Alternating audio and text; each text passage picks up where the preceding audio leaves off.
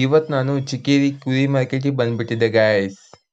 ಎಲ್ಲರಿಗೂ ನಮಸ್ಕಾರ. ನಾನು ನಿಮ್ಮ ಹಂಸ ಹುಡುಗ ವಿಜಯ್ ಗಾಯ್ಸ್. ಏನು ಗಾಯ್ಸ್, ಇವತ್ತು ಬೆಳಗ್ಗೆನೆ ಬಂದ್ಬಿಟ್ಟು ನಾನು ನನ್ನ ತಮ್ಮ ಟಿಕೆಟ್ ತೆಗೆಸ್ಕೊಂಡು ಚಿಕ್ಕೇರಿ ಕಡೆ ಹೊಂಟ್ಬಿಟ್ವಿ. ಹಾಗೆ ರೀಚ್ ಕೂಡ ಆದ್ವಿ ಗಾಯ್ಸ್.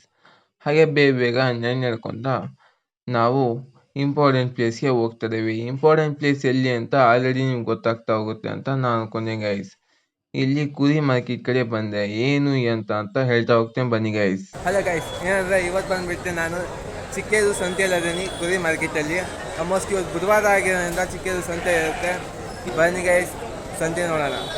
ಈ ಮಾರ್ಕೆಟ್ ನೋಡೋಣ ಬನ್ನಿ ಗೈಸ್. ಈ ಮಾರ್ಕೆಟ್ ನೋಡ್ಬೇಕಂತ ಅನ್ಕೊಂಡ್ರೆ ಕುರಿಗಳು ಮಾತ್ರ ಈ ಸತೆ ಹೆವಿ ಡಿಮ್ಯಾಂಡ್ ಇದ್ವು. ಯಾಕೆ ಅಂದರೆ ಕುರಿ ದೊಡ್ಡದು ಬಂದಿದ್ದು, ಕುರಿ ಮರಿಗಳು ಕಮ್ಮಿ ಬಂದಿದ್ವು.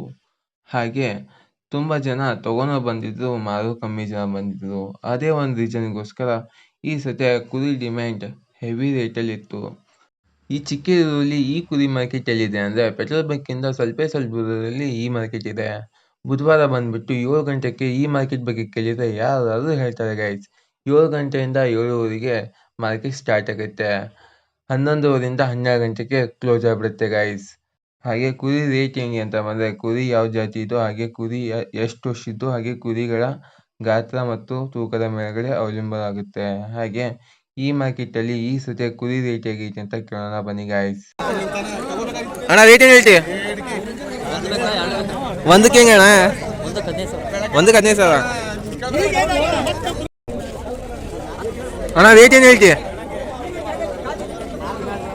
ಅಣ್ಣ ರೇಟ್ ಹಂಗೆ 11,000. ಆಡ ಎರಡು ಆಡ ಓಟ್ ಮಾಡಿನ. ಆರಾಮ ಅಂಕಲ್? ಏನು ಹೇಳ್ತೀವಿ ಅಂಕಲ್ ರೇಟ್ ಒಂದಕ್ಕೆ? 22 ಹೇಳ್ತಾರೆ, ಹೆಚ್ಚು ಕಡಿಮೆ ಮಾಡ್ಕೊಡೋದು. ಹೌದು ರೀ.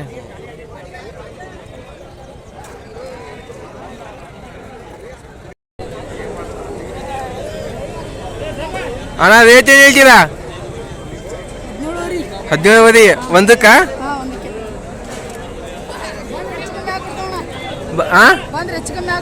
ಹೌದಾ? ಗೈಸ್, ಆ ಸೈಜಿನ ಮೇಲೆ ಮತ್ತು ತೂಕದ ಮೇಲೆ, ಆ ವಯಸ್ಸಿನ ಮೇಲೆ ರೇಟ್ ಹೇಳಲಾಗುತ್ತೆ ಗೈಸ್. ಹಾಗೆ ಬಂದ್ಬಿಟ್ಟು ಗೈಸ್, ಇಲ್ಲಿ ತುಂಬ ದೂರದಿಂದ ಬಂದ್ಬಿಟ್ಟು ಮಾರಕ್ಕೆ ಮತ್ತು ತಗೊಳಕ್ಕೆ ಬರ್ತಾರೆ ಗೈಸ್. ಆಲ್ಮೋಸ್ಟ್ ಇಲ್ಲೇ ಹತ್ರ ಇದ್ದು ಕೂಡ ನನಗೆ ಎಷ್ಟೊಂದು ವರ್ಷ ಈ ಮಾರ್ಕೆಟಿನ ಬಗ್ಗೆ ಗೊತ್ತೇ ಇದ್ದಿದ್ದಿಲ್ಲ. ಇಲ್ಲಿ ಬಂದ್ಬಿಟ್ಟು ನನ್ನನ್ನು ಗೊತ್ತಿದ್ದು ತುಂಬ ಜನ ಮಾತಾಡ್ಸಿದ್ರು. ನನಗಂತೂ ಸಿಕ್ಕಾಪಟ್ಟೆ ಖುಷಿ ಆಯಿತು. ಹಾಗೆ ಬಂದ್ಬಿಟ್ಟು ಗೈಸ್, ಇಷ್ಟಮಟ್ಟ ಹಿಂಗೆ ನೋಡಿದ್ವಿ. ಈಗ ಇದು ಯಾವ ರೀತಿ ವ್ಯಾಪಾರ ಆಗುತ್ತೆ ಅಂತ ನೋಡೋಣ ಬನ್ನಿ ಗಾಯ್ಸ್.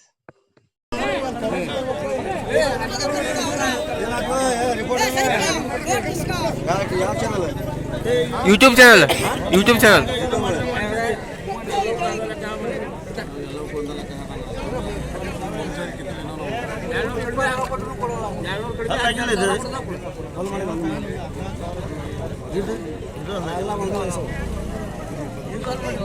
ಹಾಂ ಸರಿ.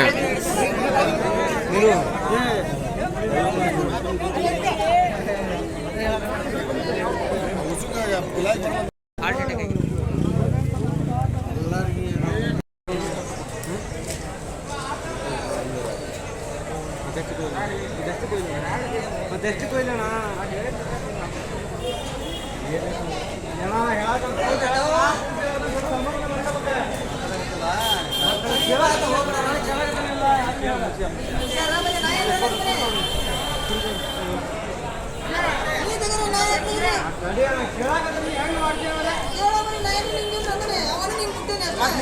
ನೋಡಿರಲ್ಲ ಗೈಸ್, ಮಾರ್ಕೆಟಿಂಗ್ ಅಂದರೆ ಈ ರೀತಿನೇ ಆಗುತ್ತೆ.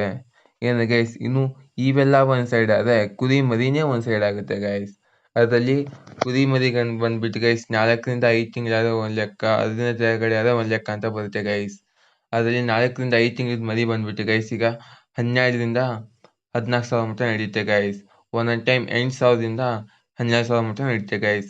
ಆ ಮಾರ್ಕೆಟಿಂಗ್ ಸಿಚುವೇಶನ್ ಹೆಂಗಿರುತ್ತೆ ಹಾಗಾಗ್ತಾ ಹೋಗುತ್ತೆ ಗೈಸ್. ಈಗ ಬಂದ್ಬಿಟ್ಟು ನಾವು ಕೋಳಿ ಮಾರ್ಕೆಟ್ ನೋಡೋ ಅಂತ ಹೋಗ್ತೇವೆ ಗೈಸ್.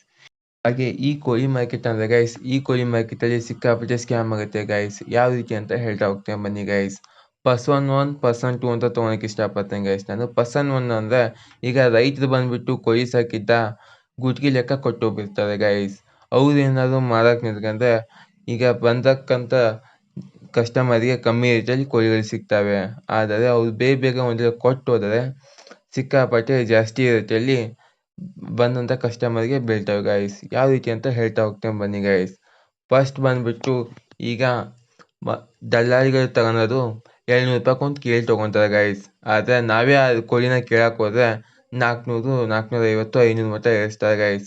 ಹುಂಜ ಅಂತೂ ಕೇಳೋ ರೀತಿನೇ ಇರಲ್ಲ ಗೈಸ್. 750, 800, 900, 1000, 1100 ಮಟ್ಟ ಹೋಗುತ್ತೆ ಗೈಸ್. ಇಲ್ಲಿ ಬಂದ್ಬಿಟ್ಟು ತಗೊಳೋದ್ರಿಂದ ಸಿಕ್ಕಾಪಟ್ಟೆ ಸ್ಕ್ಯಾಮ್ ಆಗೋದು ಜಾಸ್ತಿ ಗೈಸ್. ಬುದ್ಧಿವಂತಿಕೆ ಯೂಸ್ ಮಾಡಿ ತಗೋಬೇಕು ಗೈಸ್.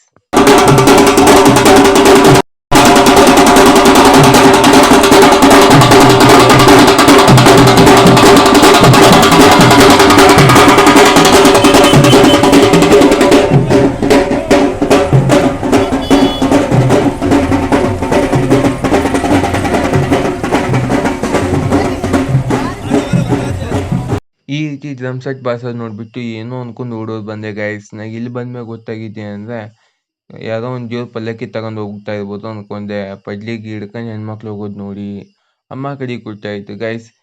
ದೇವ್ರ ಗುಡಿದು ಇದು ಕಳಸ ಮತ್ತು ದೀಪ ತಗೊಂಡು ಹೋಗ್ತಾ ಇದ್ದಾರೆ ಅಂದ್ಬಿಟ್ಟು ಇದನ್ನ ವಿಡಿಯೋ ಮಾಡ್ಕೊಂಡು ನಾನು ಮನೆ ಕಡೆಗೆ ಹೊಂಟ್ಬಿಟ್ಟೆ ಗೈಸ್.